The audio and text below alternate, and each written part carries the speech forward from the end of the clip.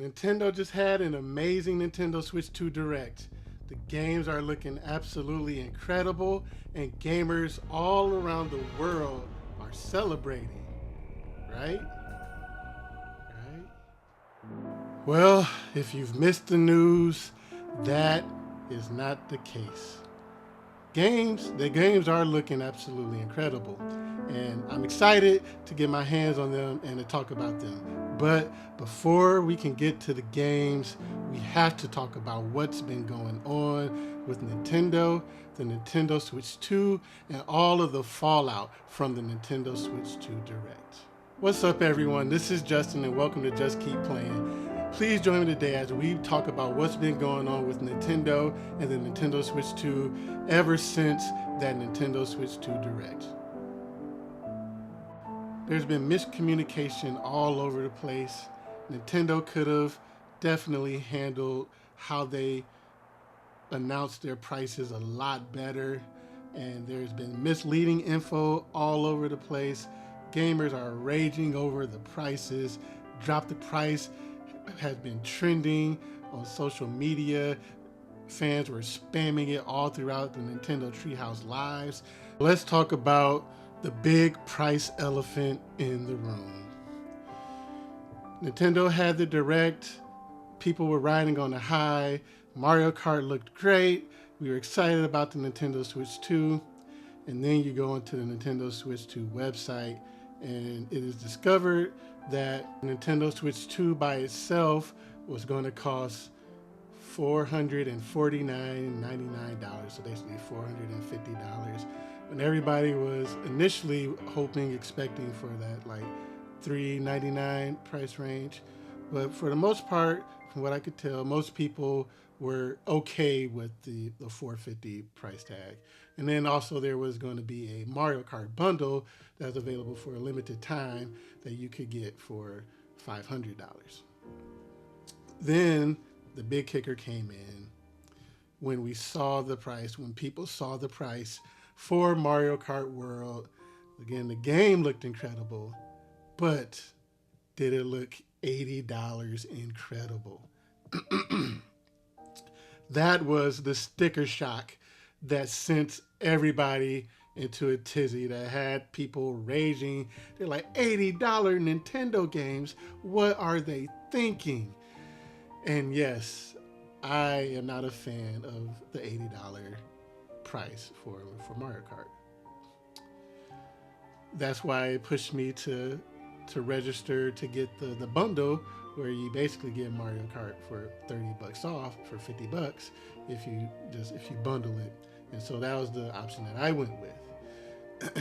But now, in addition to that, people wonder why are the prices so much? It's been widely speculated and believed by financial analysts that Nintendo set the price that they did in anticipation of the tariffs that were going to go into effect. But then on top of that, the tariffs were a lot more than they initially anticipated. So now pre-orders are delayed for the Nintendo Switch 2 in America. So we're going to see what happens with that. It's just an ongoing situation. Things are still moving right now, where it looks like Vietnam, where one of the places where Nintendo had moved production for the Switch 2 to try to mitigate some of this terror situation. It looks like they're doing some negotiating, and so we'll see what happens there. Maybe things will be better. We don't know. We just have to wait and see. But it's definitely an unfortunate situation. But the big thing to come from this was that $80 price tag. People saw that $80 price tag, and then it just blew up to being that they're just charging $80 for all games. And yes, I'm not a fan of the $80 price tag. But at this moment, the only individual game that is $80 is Mario Kart World. But the problem is that If this goes on to be successful and sell a lot, well, now that opens the door where, well, maybe they'll start charging $80 for more games. Or maybe now some of these third party developers are going to charge $80 for their games. And it could have impact beyond just the Switch. And now we might start seeing $80 for PlayStation games, for Xbox games, for PC games. Some people are wondering if that might give Rockstar the green light to charge $100 for GTA 6. So it's just a whole bunch of ramifications that could come from this $80 price tag. So hopefully Nintendo is seeing the backlash to this and they will adjust course, and just there's no reason why they didn't just go with the $70 price for Mario Kart World. So hopefully they'll go and change things and go with that $70 price. There's another reason for the $80 price tag worry. Some of these Switch 2 editions of games are also costing $80. They are charging an extra $20 for the I guess what you could call essentially being DLC for those games, with the added mode or added story content that they have going on in there. So it's like you're paying the $60 for what was the original Switch version, and now you're paying an extra $20 for the upgrade and the DLC that comes along with it. So it's just pricing structure is all over the place, and seeing that $80 price tag is just not cool, and that is something that we definitely need to see them adjust and reverse course on. There were some reports going out there that Nintendo was charging $90 for their games, but that is not the case at this time. That was a price for the EU version of some of their games. But as of this time, in the US, the highest price point so far is that $80 price point, and it looks to be the same across both physical and digital. The other big controversy points came with the game key cards that they are doing, where now there were some people that were thinking that, oh, now they're not even giving us real physical games, and that is not the case.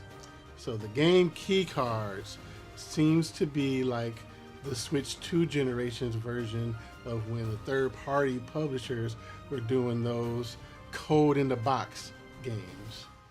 So say a game like this where it says right here, internet download and micro SD card required. So where they put part of the game on the cartridge, and then when you put the game in your Switch, you have to download the rest of it.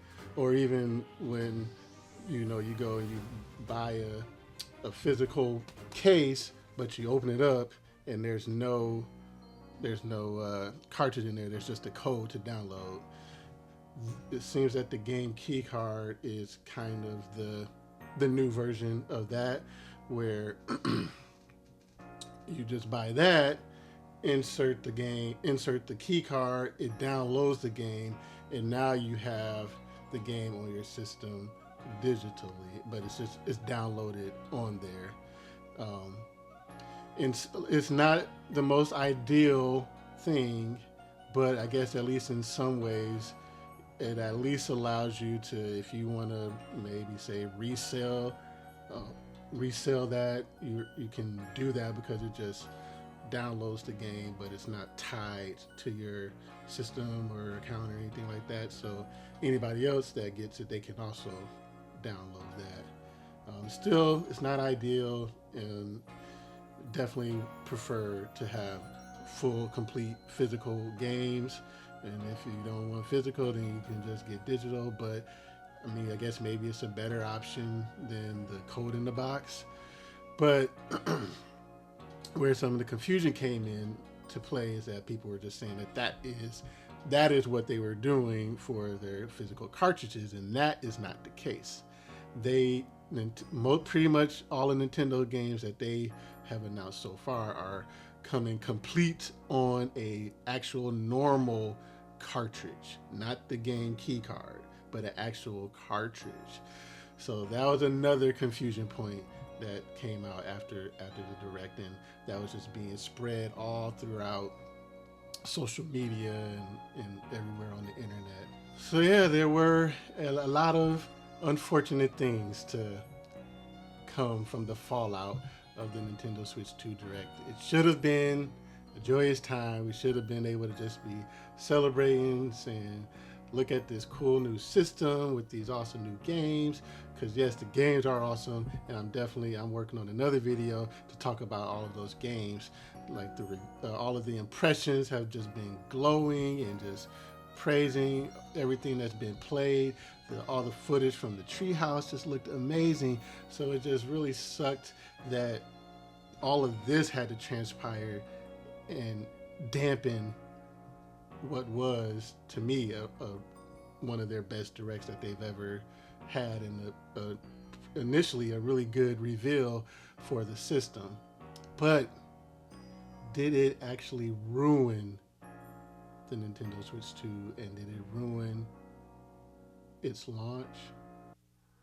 No. There's still light at the end of the tunnel, because there was a lot of good stuff, a lot of good information that it hasn't been talked about quite as much because of the big $80 price controversy that's going on. So we're going to move away from the negativity, and we're going to bring in some light and some positivity and talk about a lot of the good things, a lot of the good information that came from the fallout of the Nintendo Switch 2 Direct and reveal. One of the biggest things that hasn't been talked about a lot that I'm super happy and excited about is game sharing, a feature back from the Nintendo DS days that we were hoping would come back, but didn't know if it ever would. And it is officially coming back. Game sharing. You can game share both locally and online. Now, only the Nintendo Switch 2 systems can share the games, but any Nintendo Switch 2 or Nintendo Switch can receive them. Nintendo Switch systems can only receive games that are compatible with Nintendo Switch. But to me, that is an awesome feature, and one that I am excited to be able to use, where now you don't have to buy multiple versions of the game. You don't have to maybe buy it both physically and digitally or whatever. You can just buy whichever version you prefer, and now you can share it. So that is really cool. And then, yes, this is something that should have been there from the start. So it's like, yes, thank you for giving us some features that we should have had a long time ago, and that's with the Nintendo Switch app. No longer the Nintendo Switch Online app. It's going to be just called the Nintendo Switch app. And now on there, finally, screenshots and videos, your last 100, I think it said, will automatically show up on the app. Our screenshots and videos will just be on there, and we don't have to do that clunky scan the QR code and then it shows up on your phone, and then you have to download it from that for it to be on your camera roll, and then you can share it. Now it's going to be on the app, and then you can share it wherever you want to from there. Another big one, an area that people constantly drag the original Switch for, and that is the eShop. They put out one of their Ask the Developers series on their website, and then that they made sure to highlight and talk about how much they improved the eShop, and it looks so much better, and the fact that it's able to just like show video playing automatically and it's not moving at a crawl, that is a huge upgrade. From that developer direct, they talked, not direct, but from that Ask the Developer series, they said on there that thanks to the system's performance capabilities, Nintendo eShop on Switch 2 has been improved and runs smoothly even when displaying a large number of games. We believe the act of finding the game you want to play is itself part of the game system experience. Also, there's a feature on Nintendo eShop called Game Finds for You, which lets you quickly see screenshots and watch introduction videos for games. So finally there's going to be recommendations where they see like, oh hey, you played this game, we think you might like this game, or you played this game with a friend, so you might like this game. So again, another basic feature that should have been on the original one a long time ago, but clearly that old eShop on a Nintendo Switch, it was chugging as is, so to add a bunch of crazy features probably would have just brought it to a crawl. So thankfully on the Switch 2, now we're going to get the updates and the improvements that we should have had a long time ago, but thankfully that we have them now. And then we have features like game chat. Again, another feature that should have had a long time ago. Nintendo is finally stepping to present day. So that's cool. But yeah, it got game chat, which has like Discord type features and it's integrated into the system. But another big one that I want to talk about is that we know that there's backwards compatibility and that there's going to be Switch 2 versions of games, Switch 2 editions. But one of the cool parts of the backwards compatibility that a lot of people haven't been talking about is that there are going to be free updates for select Nintendo Switch games. These free updates, they may improve performance or add support for features such as game share in select games. And some games that I want to highlight that they feature are the 2 top-down Zelda games, The Legend of Zelda Link's Awakening and then Echoes of Wisdom, and then Pokemon Scarlet and Violet. All 4 of those games were notorious for having some performance issues, especially Pokemon Scarlet and Violet. So seeing that there's going to be free updates for these Nintendo Switch games that will improve the performance, that is something worth talking about and a feature worth highlighting. So there was a lot of good and positive stuff also that needed to be highlighted too. Yes, we needed to address those prices because those prices need to not stand. Just go ahead, cut that $10 off of Mario Kart World, make it $70. I believe people would be willing to accept that. That has become the industry standard right now, and we just got used to paying that for these PS5, Xbox, PC games.